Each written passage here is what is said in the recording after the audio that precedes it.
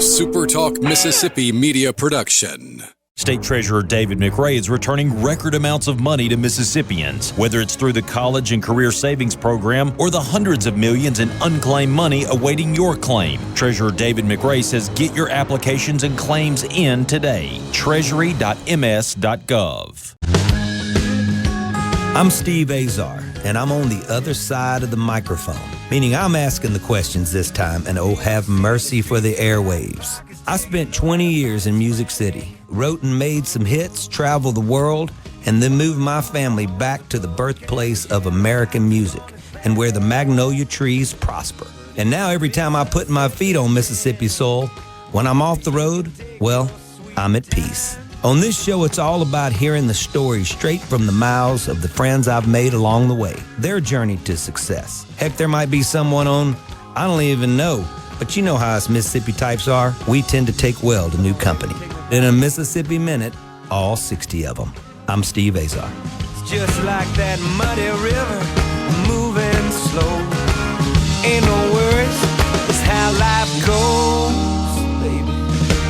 In a Mississippi Minute. That's right. Hey folks, time for another In a Mississippi Minute. Always grateful for you tuning in. I'm Steve Azar. Welcome to SuperTalk Mississippi. Into my 8th year doing this. Really grateful for you guys paying attention and allowing me to learn to listen as life goes on. Speaking of learning to listen up. Superior Catfish, homegrown and produced right here in Mississippi. Head on over to superiorcatfish.com and visit Mississippi.org. As your music and culture ambassador and author of our state song, I beg you to plan a road trip within the state lines. If you're out of the state, come visit us. You won't regret it. You'll love our hallowed ground we call Mississippi. All right. I have 2 guests today. Excited about guest number 1. His first time on. He's a nationally recognized speaker, author, and patient advocate. He's been living with stage 4 colon cancer since 2018. He's undergone 7 major surgeries, chemotherapy, and immunotherapy. Let me get that right. In 2020, he founded Man Up to Cancer, a nonprofit organization that inspires men to connect and avoid isolation during their cancer journeys. Man Up to Cancer supports 3,000 members now across 40 local chapters in the United States and beyond. He's an author of Open Heart, Warrior Spirit, A Man's Guide to Living with Cancer, and is a recipient of the Annette Cook Cancer Warrior Award and the Amanda Dempsey Award. He lives in Cape Elizabeth, Maine. It's a beautiful place with his wife, Sarah, their 2 daughters. Real quick, Trevor. The daughters are Sage and Elsie, and our chocolate lab is Grace. Okay, with their 2 daughters, and Grace, their beloved Labrador Retriever. Okay, I got that right now. All right, guest number 2. I snuck you in a little early. Guest number 2, he's been on multiple times on my show. A dear friend, met many years ago, retired police officer with an impressive 30-year career in the South Portland, Maine Police Department, where he served various roles, including detective and supervisor in the Bureau. His latter years on the force was like a calling, human trafficking. The name itself hurts to even say it. He was pivotal in getting victims off the street and lives turned around. I saw it firsthand. I consulted him when I was asked to write a song on the subject. The Sky is Falling, Patty Joe's Prayer was the effort that I did, and it was a difficult topic to say the least, but he put me on the right path, and I hope that I got that right for such an important subject. He later transitioned to the corporate world. He's a speaker. He's an author. His latest book, a memoir with Macy, looking back, forward, and beyond with one special rescue dog. It was his second book that he put out. Let's just get to it right now with guest number 2, Steve Webster, who brought me guest number 1, cancer survivor Trevor Maxwell. Hey, guys. Wow, was that a mouthful? I'm tired. I'm done. I don't know about you. Going to need a nap. I'm going to sleep right now. You guys didn't even deserve this. Wow. Trevor, you deserved it. Yeah, no, Steve, I definitely you deserved it. That was way too much. You could have just been like, this is a guy from Maine with cancer. He also is buddies with Steve Webster. Let's roll. So no, I'm telling you right now, your story is amazing. And when Steve gets so down and dirty with it, when he goes, you got to have Trevor on your show. I said, yes, of course. You know, he's one of those guys you and I both know that even though he's sitting here and he's in the room with us, we're going to compliment him. He's a special man. You know what I love about you two Steves the most is that word gratitude, right? Like you're the gratitude that you have for just living this day, for making this your best day possible, just pours off you guys, and I love being here with you. Steve W has been talking about you for years to me and talking about your music, and man, what a powerhouse you've had in that field, and then to turn what you've done into making good for others is I'm honored to be here. Oh, man, I appreciate that. Well, I've been blessed to get to do it, and I always feel like I owe it back. I'll never catch up. But meeting folks like Steve and you now, that's the blessing in our lives, that's for sure, building relationships. And as we get on with our lives, the more real relationships we have, it's a beautiful thing for sure. So I'm really excited about having you on. I want to talk to you first about well, first of all, Trevor, from your perspective, if you guys are like an old married couple, haha.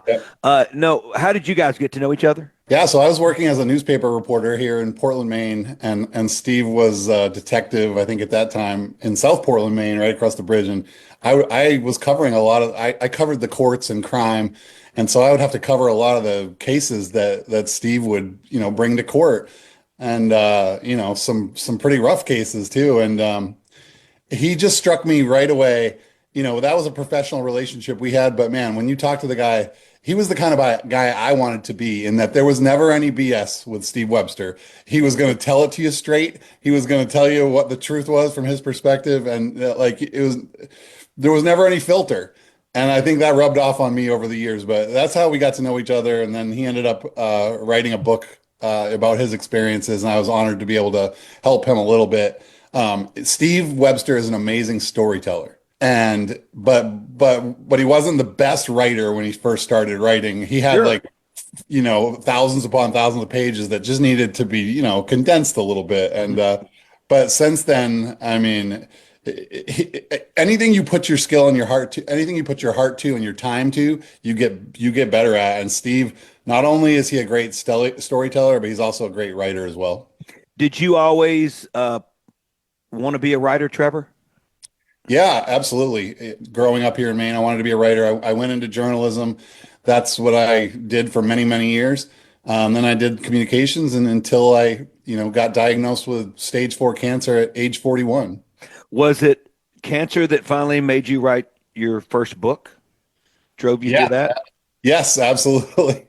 Steve Webster would always get on me because he's like, I know you got a book in there, way before I had cancer, you have a story to tell, you got a book in there, but I needed to change, I needed to change as a person to the point where I was ready to do that. And I wish I could change it. I wish, if I could go back today and say I would never get cancer, like that's a tough question, because I feel like I have changed for the better. And, cancer changed me to the point where I was like, you know what? All these limitations I told myself, or you're not good enough, or, oh, you can't finish a book. It was like, well, F that. Kind of like, you can do anything. And Steve Webster has been a huge encouragement to me along the way. He's one of those guys that I don't have to see him a lot. I don't have to talk to him a lot, but when I do, I get a ton out of it. He's a high impact guy. He can tell you have lunch with him one day and you come away with months of motivation and encouragement. So I just want to thank Steve Webster while we're here today with him.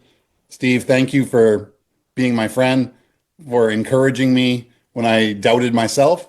And we all need friends like that. In America these days, a lot of men don't have that type of friend who's going to give them tough love or tell them like it really is, or talk about the real stuff of life. And I'm fortunate that Steve Webster's done that for me. I saw Steve Webster daily, nightly, sit bedside with one of my dearest people in life. I'm looking at him right now in front of me. He's to my left. He's everywhere in my studio. Harry Bud Nelson, who is originally from Mississippi, was a phenomenal radio guy in top 10 markets, but wound up in Portland, Maine at the end of his career as a radio guy on the air, and ran my record label for years. And when Harry got sick, and he got sick on my watch, which is something that I've struggled with, I got to be honest with you, because he was working my record Sunshine, and he was working so hard he just got sick. And, he goes, of course, that was coming. And I said, well, I don't know if this song that you fought so hard for, Staying Up Nights, and just anyway, long story short, he got sick that first time. He lived 10 years longer, but Steve and he never left his side. He was by his side every day, giving me a report every morning. I was in Nashville or I was in Mississippi the next time, and there he was. Jim Fahey by his side, his sidekick as well. You know Jim. Amazing. I learned so much about just the human spirit through Steve. So we've sucked up as much as we're going to suck up to him right now. He's never beaten me in bowling, golf, anything like that. I'm done with it right now. I'm kidding. All right, so folks, Trevor Maxwell, Steve Webster, both authors. Obviously, Trevor's been writing his whole life. Steve's been taking care of all of us his whole life. We'll be right back. SuperiorCatfish.com. Visit Mississippi.org. Need I say more? Jump the fences now. I keep doing it right. I saw the light. Sun came up in the middle of the night. Been doing it wrong for so long. I sure ought to know what it finally feels like to be doing it right. I saw the light. Sun came up in the middle of the night. Been doing it wrong for so long. I sure ought to know what it finally feels like. I sure ought to know what it finally feels like. I sure ought to know what it finally feels like to be doing it. I'm doing it right. Listen and watch all your favorite SuperTalk Mississippi shows live and on demand. Listen to tons of music. Plus, get the latest breaking news from across the state with the SuperTalk Mississippi app.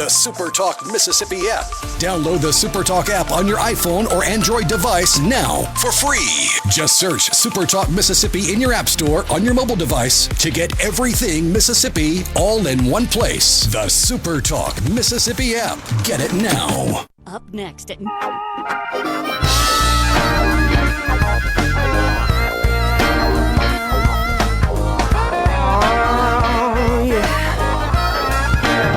Like every alley and left turn in my hometown. Every inch of your Rocking body, into a Mississippi baby, Minute. I know my Steve way Azar back. here with Trevor Maxwell and Steve Webster. Really enjoying getting to know Trevor.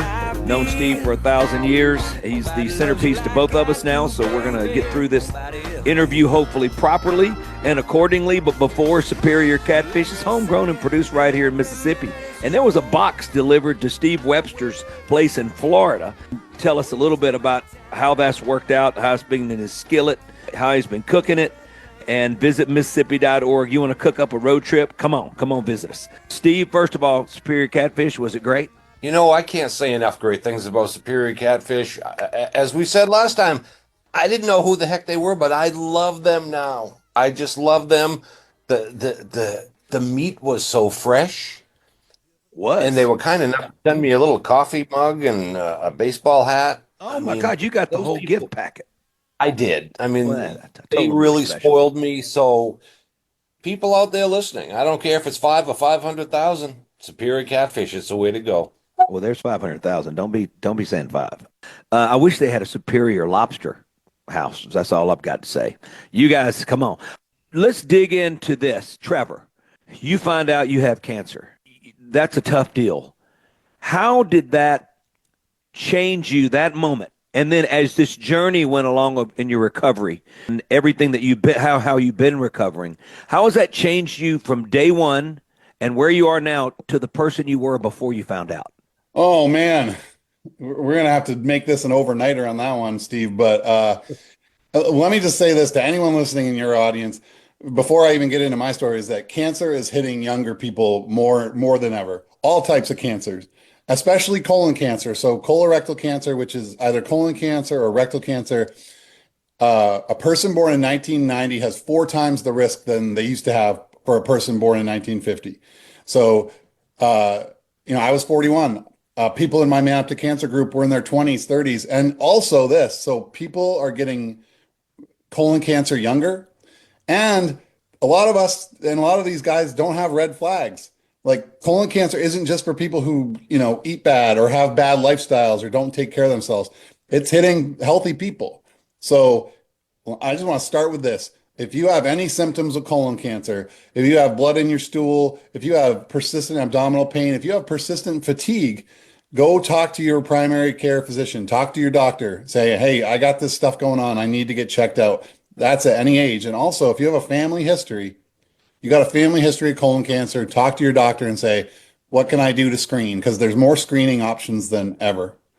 So that is my soapbox today is don't ignore symptoms. If you have any symptoms that you think might be related to colon cancer, talk to your doctor. It could save your life.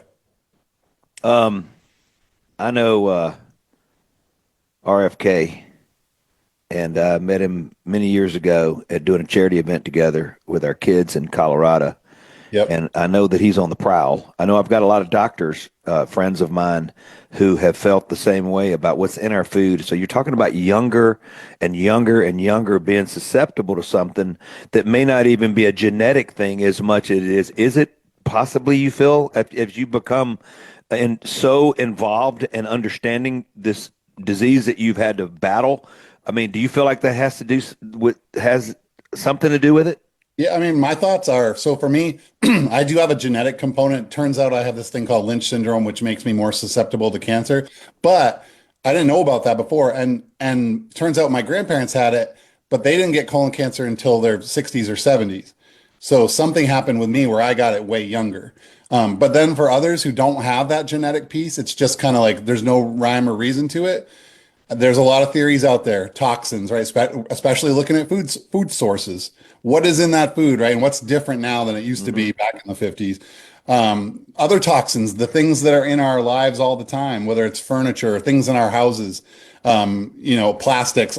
There's all kinds of stuff in our bloodstream now that wasn't there decades Well, we got Teflon in us because those little flakes when they start getting, when it's inside us, it's something you can't even. It won't dissolve.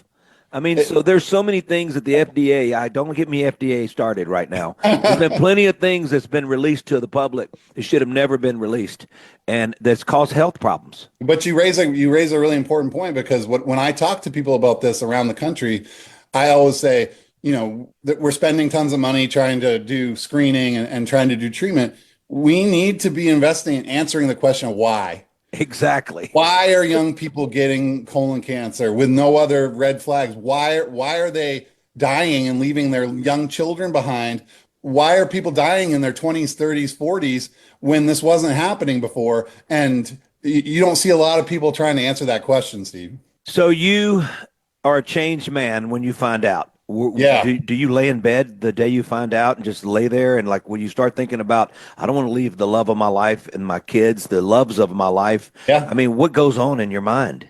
It's a real shock at the beginning, because even when I had my colonoscopy, the guy who did it wasn't thinking cancer at all. And we come out of that really with a cancer diagnosis. And my wife and I walked back to our car, sat in our front seat, and we couldn't even speak. The tears were rolling down our faces, because we knew we had a 12-year-old and a 10-year-old, these two little girls at home, and we were going to have to go tell them that your dad has cancer. And so right off the bat, it was complete shock. It was like, we have these little kids. And then right soon after that, and, Steve Webster knows this a lot, and this is kind of why Man Up to Cancer exists. My mental health really went to a dark place. Yeah, which is really what I was. Yeah, did that happen? So over these 7 years, I've gone through all these surgeries, all this chemo. Like the physical stuff I've gone through is kind of hard for other people to imagine, but it's the emotional, spiritual burden that hit me hardest. And I sank into a deep depression. So a lot of that first year, depressed, anxious, feeling like I'm going to die and leave my family behind. And as a man, I felt like I was a failure. I was like, I blamed myself somehow for getting cancer, even though I know that's not true. And I felt ashamed. I'm going through chemo. People are over mowing my lawn and stacking my wood and doing my chores, and I wasn't able to work. And I really felt like I lost my identity. And I think, my identity is working hard with my wife to provide for our family and raise kids. And all of a sudden I have a life-threatening illness and I'm a patient. And when you're a patient, you're at the mercy of doctors and healthcare and all this stuff. Like, it kind of takes your power away, and that just crushed me. So that first year was a really dark place. You just answered about 3 questions that I was going to ask you, all in one. I knew about the work part and about that feeling that you had, and you were the provider. If I that right there answered a lot of questions, and I felt what you, for some reason, it made me feel how you felt. Yeah. Very, just tough. I have this kid that I'm producing named Drew Pulliam, his dad. They just let me know about 3 months ago that he was diagnosed with stage 4 colon cancer. Went in, and so they're dealing with that as well now. Sounds like a lot of the same therapies, but he's in the middle of it, in the middle of the surgeries, and then he's had a great attitude, but life-changing as well. When I'm talking to him, maybe I can have a little bit more knowledge, and I've got all the compassion I know and empathy in the world, and the prayers are coming, and the prayers will come for you too, Trevor, from now on. I promise you. I know you guys are actually living it and your families are living it. Let's take a quick break. We're with Trevor Maxwell and Steve Webster. Steve hadn't said much because I don't know. We're going to figure it out. But these two guys are great guys. Trevor has Man Up to Cancer, supports 3,000 plus members and 40 plus local chapters in the United States and beyond. I want to talk to him about that. His book, Open Heart, Warrior Spirit, A Man's Guide to Living with Cancer is out. And a memoir with Macy, looking back, forward, and beyond with One Special Rescue Dog by Steve Webster. We'll be back. Both these guys, Superior Catfish, they allow me to have such a wonderful conversation. Blessed for it. Go to superiorcatfish.com and visit Mississippi.org. It is a song because we're the birthplace of America's music, and that says it all. I'm Steve Azar.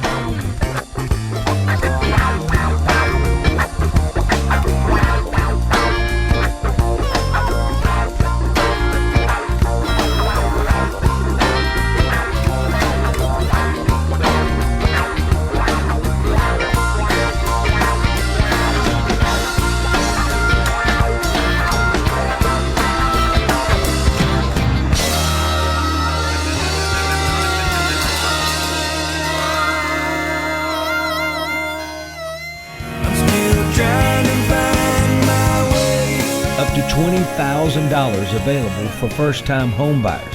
Hey folks, Steve Azar here. Helping is the heart of our friends at Guarantee Bank. They offer programs like the Home Buyer Equity Leverage Partnership Grant that can assist qualified first-time home buyers with up to $20,000 towards down payment and provide home ownership counseling to empower you on your journey. These funds are first come, first served. Learn more about this program and to apply now, go to gbtonline.com. Guarantee Bank, member FDIC.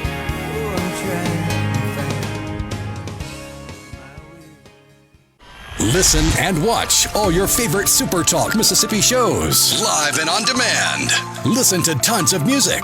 Plus, get the latest breaking news from across the state with the SuperTalk Mississippi app. The SuperTalk Mississippi app.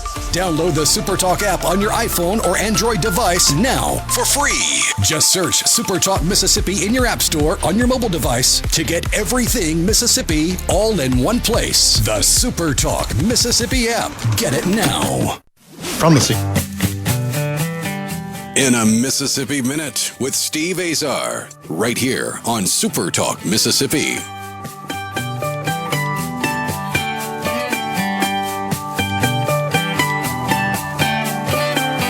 Really enjoying my conversation. Tough conversation today. Trevor Maxwell, Steve Webster. Superior Catfish always makes things go down a little smoother, though. Please check out my pals. Go to store.superiorcatfish.com. It's coming to your house. Visit Mississippi.org. Man, there's beautiful folks luring people into this hallowed ground, as I say, we call Mississippi. And it's a beautiful place. Once you come, we're better than Hotel California. You can check in, but you won't want to check out. How you like that? Trevor, I want to talk about how you start up Man Up to Cancer. Yeah. So like I said, a lot of my first year of cancer was being in a super dark place, and that's not like me. I'm not that type of person, and but I needed help, and that's a pain point for a lot of men, is being willing to say I need help and then being willing to accept it. And a lot of guys think that kind of shows weakness, and I learned along the way that getting help gave me so much strength. So that, and a guy like Steve Webster. A lot of friends kind of vanish. Like all of a sudden, friends and family you thought you were going to be there during cancer, they're nowhere to be found. But you got a guy like Steve Webster who is there for you, says keep going. And so Man Up to Cancer, as I started to get help, I went to I started getting therapy. I went to counseling, and I started meeting a group of other cancer patients here in Maine, and I really benefited from it. And then I started meeting people online who had colon cancer, people my age with kids. So I'm meeting all these people, I'm getting this help, and I see that almost everyone in these resource spaces is women. Like hardly any guys are out there getting help, and we know that because guys tend to They're stubborn. We're stubborn. yeah, they're stubborn. And when a guy gets cancer, I've learned that they tend to go in their man cave and isolate, which I did for a while. And so in my mind, I'm like, there's a problem. There's a lot of stubborn guys who are out there and they could use a hand going through cancer because it's a heavy burden. Cancer is this heavy burden on your shoulders. And I always thought like, well, we should go through it together where we can share the load. And Has it been a great help for you personally? I mean, you got 3,000 people communicating together. So I launched it's been absolutely helpful to me personally. I've never had more support. So when I saw this problem of guys in cancer, I created this community called Man Up to Cancer, and we call ourselves the Wolf Pack. And everything's kind of this wolf motif because when in a wolf pack, when a wolf is sick or injured, those other wolves circle around that wolf. They don't, you don't isolate. So that's the idea. And other guys just loved it. And now we have, like you said, we have 3,000 members. We got all these chapters. We have an annual retreat. And we're just going strong. And our motto is we want to change the way men go through cancer. Because in the past, you're not supposed to be a burden to others. You're supposed to hold it all inside. And I learned this, Steve, both Steves. If you isolate going through cancer, you have worse mental health, higher rate of divorce and relationships breaking up, and worse medical outcomes. So if you're isolating out there going through cancer, you're probably not gonna live as long. And those are scientific studies. Communication is the most important thing in our lives, and that's why I worry about this next generation, our kids. There's something about a conversation, and there's something about. And I'm telling you, a lot of people, when COVID happened, my dad's got dementia, and we thought he was just having a hearing problem, and I know it was coming, but my dad went to mass with my mom every single day of the week, and forever, as far back as I can remember. They loved to go to the casinos, and they'd love to go, they would do things. And when they couldn't do anything, I just feel like it pushed him into the place he was heading sooner than he would have been because he wasn't able to communicate anymore. And my dad needed communication. That's a great point you're making. Steve Webster, when you find out that Trevor's got cancer, I know you're freaking taking care of everybody. Were you a driving force to him finally, hey, let's write a book? No, I was not. Welcome to the conversation, by the way. I appreciate that. I still remember when Trevor and I had lunch. It was several years ago, and that's where he told me that he had cancer.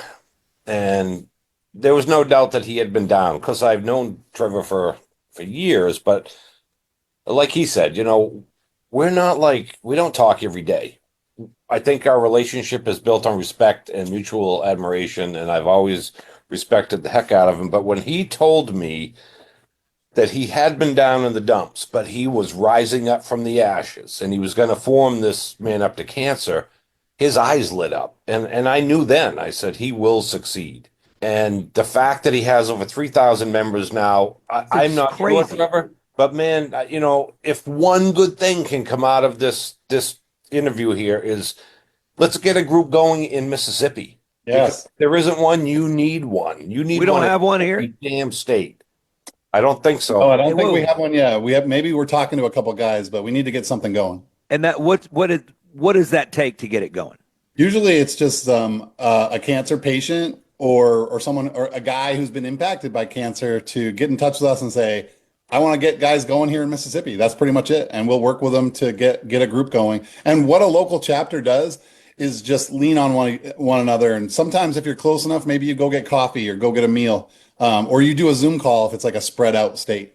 You're saying something obviously that's easier than doing, right? You got to be in a particular place and space in your heart and your life and mind to be able to go, I do want to be part of this, because you talk about living in the shell. as a writer, you and I both know, Steve, you got to go wherever it is in this place, and you got to live in this space, and then you got to come out. And when you come out of there, you can look back in the rearview mirror at all of this stuff that just is so visual. And that's when you're able to take a pen to paper. For me as a songwriter, that's the way it is. Things have to happen first. You got to go through all these emotional things. So I would imagine the same way. Absolutely. And it is a calling. Like you have to have, first of all, you have to have a little time, not much. Yeah, but, I know. A lot of our chapter leaders, they're working full time. They're younger guys. And a lot of them are older retirees. They have more time. But I mean, what Steve is talking about when my eyes lit up, that's that purpose. Like, and when you asked about change, the change in me is that I've found a purpose with my work, right? Outside of my family, working and helping the guys with Man Up to Cancer is like the privilege of my lifetime. So for the chapter leaders, it's like someone out there might be listening to this and being like, you know what? I feel called to helping other men with cancer. That idea of service to others, there's people out there who want to be of service to others. And that's what our chapter leaders do. And I'm so proud of them. My song Waiting on Joe, which is why Steve and I met, I came in to do a deal for them, awards banquet for officers, and they brought me in. Harry Bud Nelson introduced me to Steve and Jimmy and the team there. I came and did that. Waiting on Joe was the last verse about my uncle who died at 33 of stomach and colon cancer. And so this is a long time ago. He was mayor of Clarksdale, so I was 9. You're talking about even back in that day. It was the 70s, so a long time ago. From my viewpoint, I thought 33 was pretty good when you're 9 years old, because when you're 9 years old, you're invincible. And usually when you're 33, you're invincible. This is just amazing to me. Your book, let's talk about it for a second. Open Heart. I want to hear it from Steve's perspective first, since he's on the line right now. He's just playing a referee. Open Heart, Warrior Spirit, A Man's Guide to Living with Cancer. Steve, when you opened it and read it, how'd you feel? It was a very emotional read, especially knowing Trevor and having some idea what he went through. But before I talk about that, I just want to say that it's my honor to even be in the conversation with you two, because it's like I'm on a high precision jet and you guys are the pilots and I'm just a passenger. I wanted so bad for you to meet Trevor because I know you have a really big heart, and if you can help people, you will do that. And that's what you're trying to do here. SuperiorCatfish.com. There's catfish, there's Superior Catfish, and visit Mississippi.org. We'll be right back with Steve Webster and Trevor Maxwell on the other side of the break. Steve, keep that thought. Out here, what I say goes, 'cause I'm the coach. I'm the coach.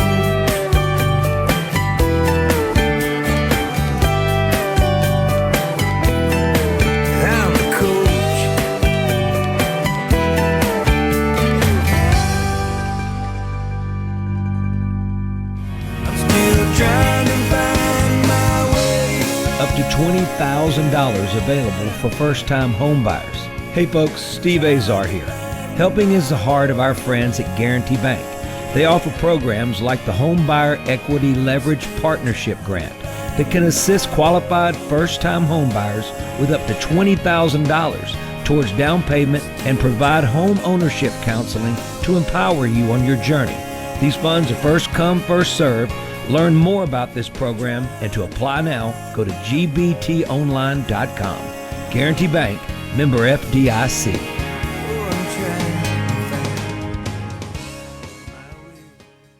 Fox on Tech. How much do you pay for your digital life? Yes, we buy gadgets. We buy smartphones, sometimes with credit, sometimes with payment plans. We may have smart TVs or tablets. Those are finite purchases, but then we have subscriptions, and we just set those to automatically pay. Maybe it's a streaming service, maybe it's a game, maybe it's that app that lets you trace your genealogy. Whatever it is, that charge is weekly or monthly, and those charges add up. Tech news site CNET has a study out saying 4 out of 5 American adults subscribe to at least one of those services, and on average, people are paying up to $90 a month, with some of those charges going to services or apps they don't even use. That's more than $1,000 a year. And while the boomer generation spends the least on subs, millennials spend the most. CNET says they spend more than $100 a month. With Fox on Tech, I'm Eben Brown, Fox News.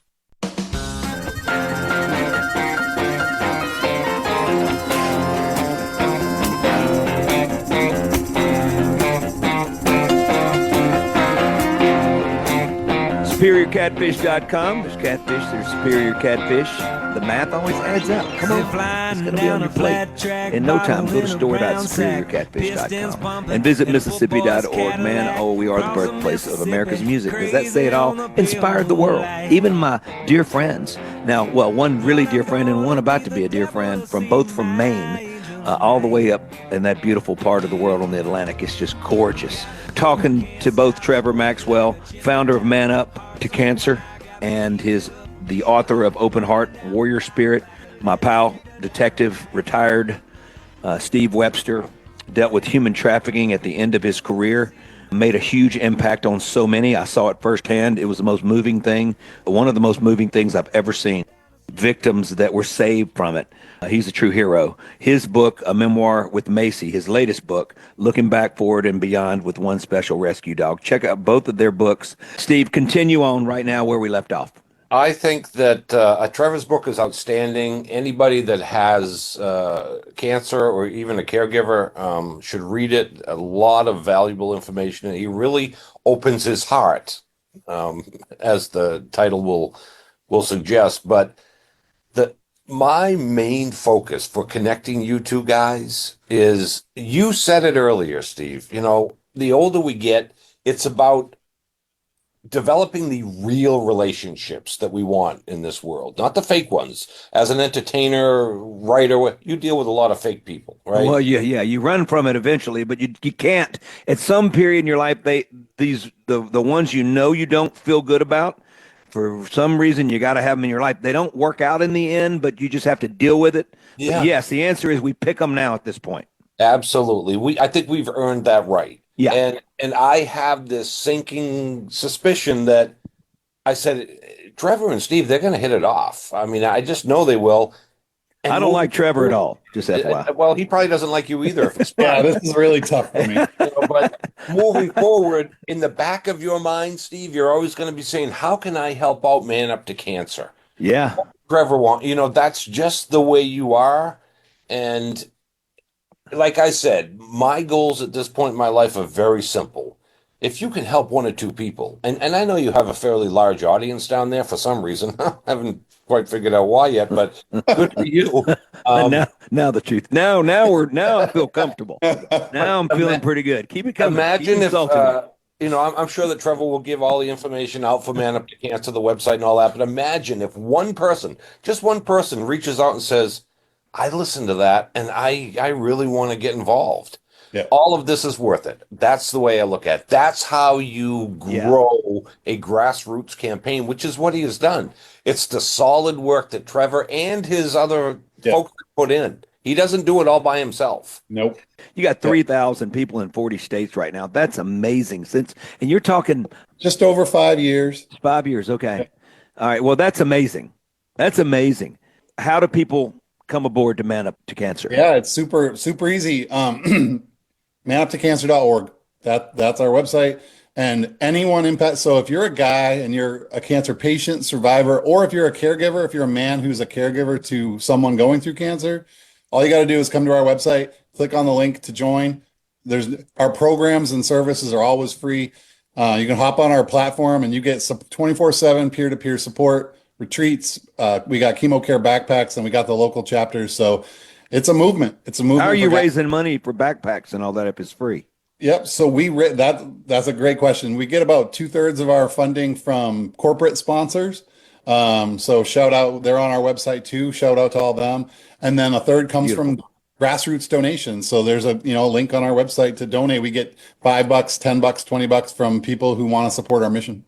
The way St. Jude has built themselves, $1 at a time. Right. Every once in a while, you get somebody that comes in that can really afford it, and corporations that do the big donation that really makes an impact. But it's $1 at a time that does matter. And when the world comes knocking, and then they're helping, it's obviously that's a part of a line. My next song you're about to hear, Steve, killing me. When the world comes knocking, manuptocancer.org. If you have been through it, felt it, thought it, guys on the Man Up to Cancer forum have done all of it. And so a lot of the newbies will come in. Like, I've been doing this 7 years, right? I've been through a lot of these newcomers coming in. They're drinking from the fire hose of information. They don't know left from right. And we can settle them down and be like, hey, okay, here's some guidance for you. Here's some guidance from people who have walked that road. And that's it, that metaphor of walking that road. Trevor, I'm looking at you and you look pretty dang healthy. So how are you feeling? I mean, I feel good. I still have incurable stage 4 cancer. It's in my abdomen, kind of in different places. But I'm one of the very few patients who I take immunotherapy. So I get immunotherapy every 2 weeks at my local cancer center. And so I'm pretty much stable right now. And that's what I don't think too much about, what's going to happen in the future. I'm just focused on I'm stable right now. I have a treatment that's keeping me stable. And that just gives me time to do all the things. Like our second daughter right now, the 10-year-old when I got diagnosed, she's graduating from high school on June 1st. Wow, that's beautiful. Well, our time's up. Trevor Maxwell, Steve Webster, manuptocancer.org. Please check it out. Donate, become a part of it. If you're in Mississippi, we don't have a chapter. SuperiorCatfish.com. Thank you guys for allowing me to have this conversation. And visit Mississippi.org. Says it all. God bless you. I'm Steve Azar. I'm Steve Azar. In a Mississippi Minute, all 60 of them, where you can take your sweet time.